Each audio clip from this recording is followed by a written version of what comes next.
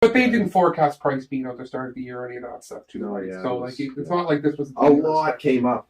Which that's the big thing for me about not ragging on Dom Ducharme early in the season.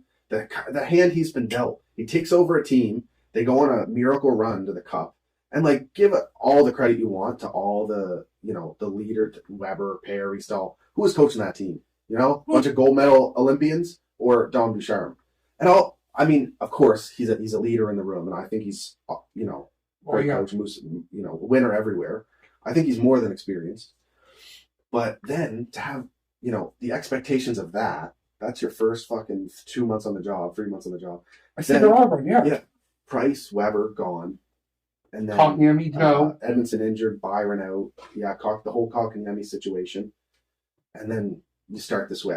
Coaching definitely deserves a bit of blame here. There's things to be said about having your team ready and having them understand the system and make the plays. But, at the same time, sometimes there's, your team just fucking sucks. Well, the thing is, too, is you got to realize, too, is like, I know all about that. When you're, as a fan base, because I see the Dom hate, and, like, me and you might be biased because where we live and, like, what we watch, but, like, if you're going to be on your third coach or fourth coach potentially in 5 or 6 years that the fan base gets their way, it's like, at some point, it's not the coaching.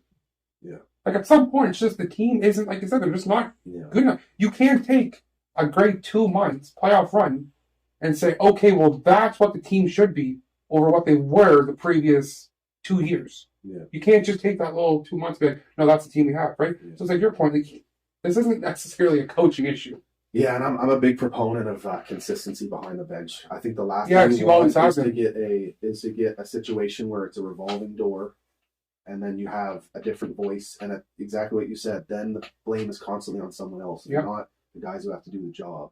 And like hockey, man, it's a game where it's played so fucking fast, man. The quick decisions that these players got to be making all over the ice, like being positionally sound, picking off plays, being ready to read plays. At some point, it's sometimes the guys just can't execute.